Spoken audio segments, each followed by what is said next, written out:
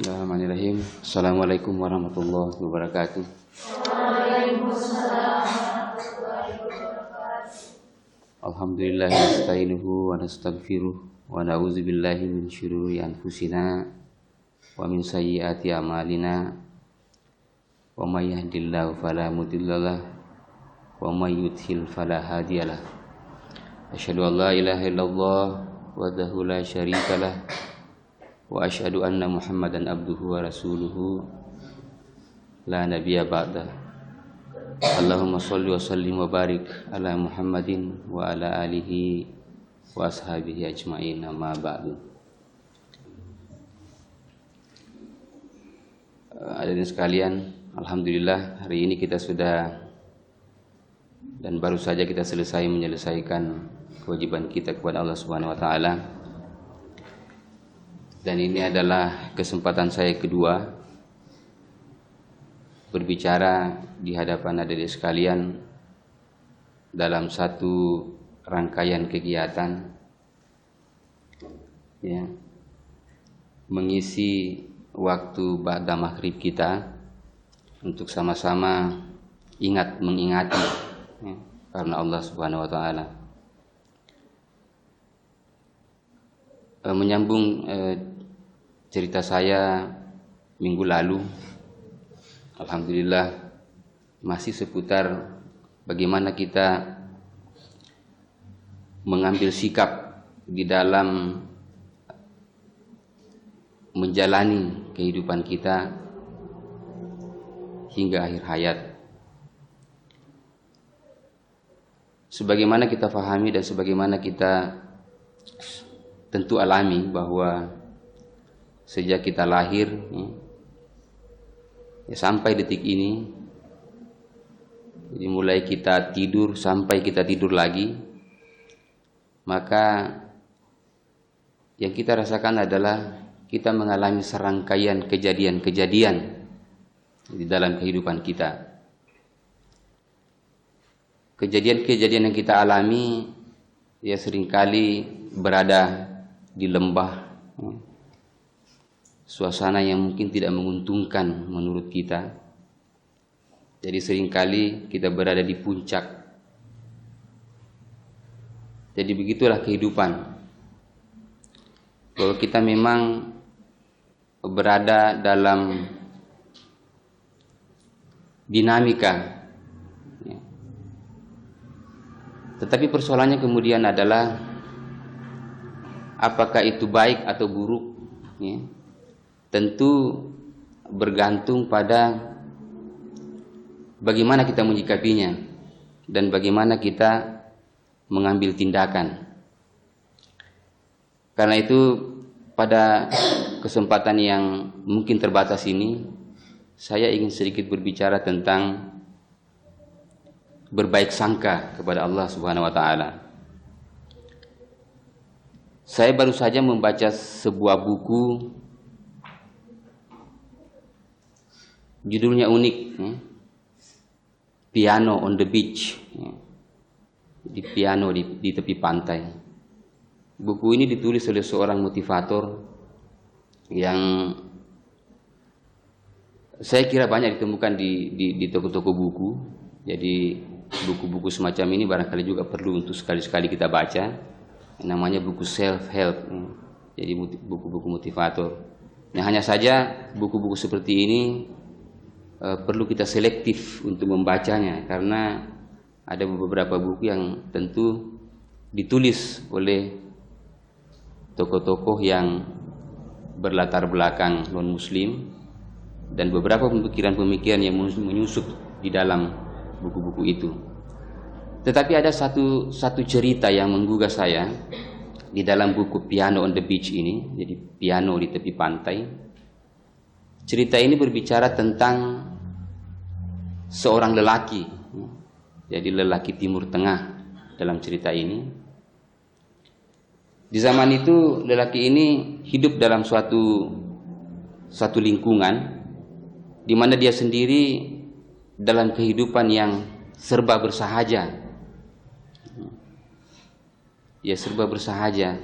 Dia tidak memiliki sesuatu yang membanggakan kecuali dia kuda betina yang konon orang-orang kuda ini cantik. Jadi kuda betina yang cantik, jadi kuda betina Arab yang cantik.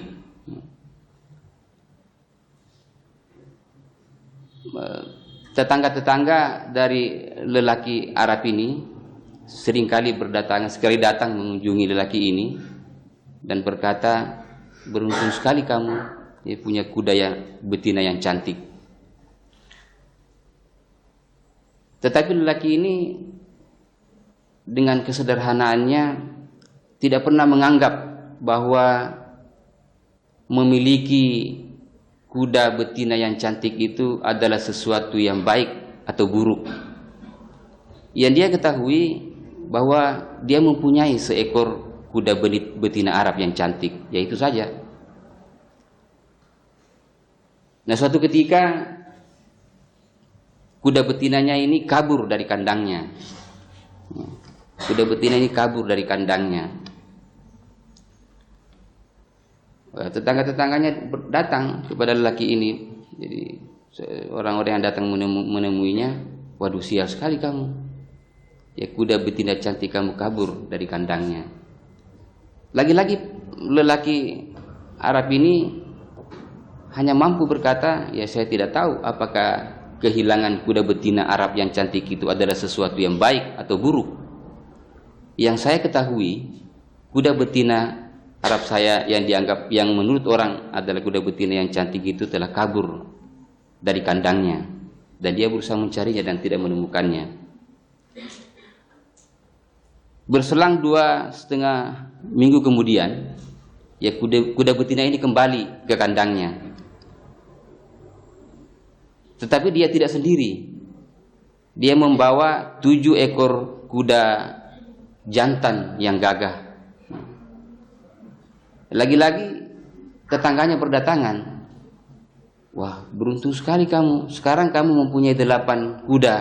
1 kuda betina yang cantik dan 7 ekor kuda jantan yang cantik, yang gagah. Ya, lelaki itu berkata, saya tidak tahu apakah memiliki kuda betina dengan 7 tambahan kuda jantan yang gagah itu adalah sesuatu yang baik atau buruk. Yang saya ketahui adalah kuda betina saya kembali ke kandangnya dan kini ada 7 kuda jantan bersamanya. Ya, itu saja. Nah, suatu hari putra dari lelaki Arab ini melihat ada 7 kuda jantan yang gagah bersama kuda betina di kandangnya, bermaksud untuk menjualnya. Tetapi sial, anak lelaki ini kuda ini membanting anak lelaki ini sehingga mengalami patah tulang. Ya biasa, lagi-lagi tetangganya berdatangan lalu kemudian mengatakan, waduh, sial sekali kamu. Sekarang anak lelaki kamu patah tulang, ya, mengalami cedera dan patah tulang. Tetapi laki-laki Arab ini lagi-lagi berkata, walau alam, saya tidak tahu apakah dengan kecelakaan yang terjadi, patah tulang yang terjadi pada anak lelaki saya adalah sesuatu yang baik atau buruk. Yang saya ketahui adalah kuda betina yang ada di kandang bersama kuda Arab itu membantingnya, dan kini anak lelaki saya mengalami patah tulang. Ya, itu saja. Nah, beberapa hari berselang,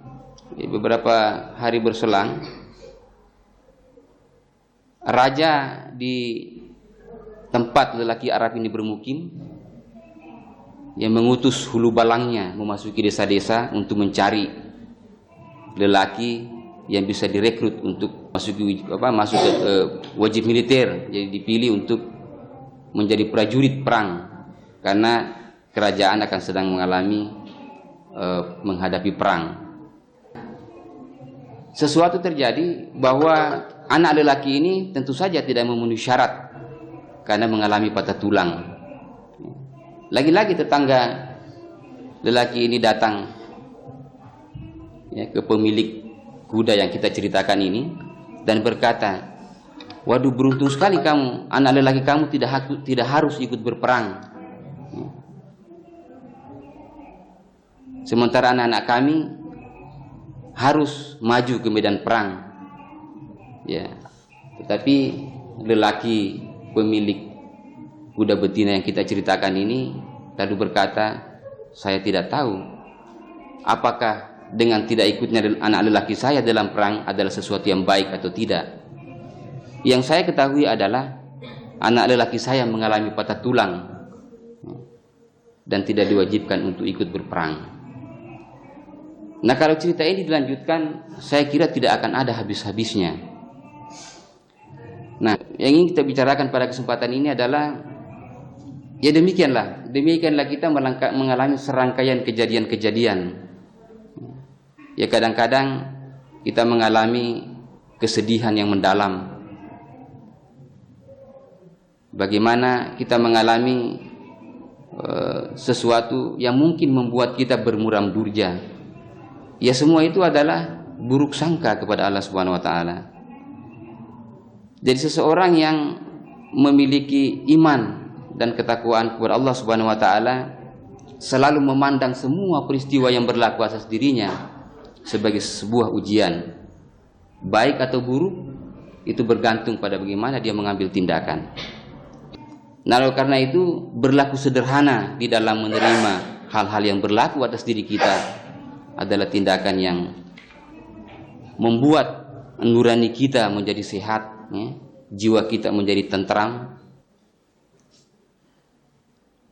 Dan inilah yang kemudian banyak dialami oleh orang-orang yang tidak memiliki dasar yang kuat di dalam memahami qada dan qadar Allah Subhanahu wa taala. Nah, kalau kita berbicara tentang baik sangka, husnuzon kepada Allah Subhanahu wa taala, maka buahnya adalah keikhlasan. Nah, kalau kita berbicara tentang keikhlasan, saya kira adik-adik sekalian yang dari kami sudah tamat. Ya, kata pertama yang saya dengarkan dan melekat kuat di dalam memori saya adalah keikhlasan. Tetapi ya keikhlasan itu adalah urusan hati. Urusan hati. Al-Ghazali mengatakan bahwa ikhlas itu ibarat semut hitam, ya, di atas batu yang hitam di malam yang kelam. Wujudnya ada tapi tidak nampak. Ya demikianlah keikhlasan. Dan keikhlasan ini adalah tingkatan yang paling tinggi. Dia menduduki tingkatan yang lebih tinggi daripada ilmu dan amal.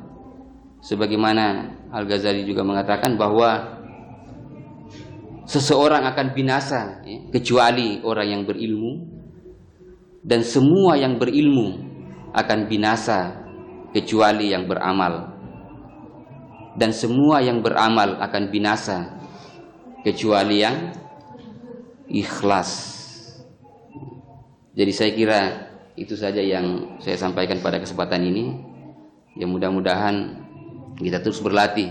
Kalau minggu lalu saya mengajak kita semua dan diri saya untuk bagaimana kita memperbaharui niat, dan kita berawal dari situ. Kita tutup majelis kita ini dengan kafarat majelis. Subhanakallahumma wa bihamdika.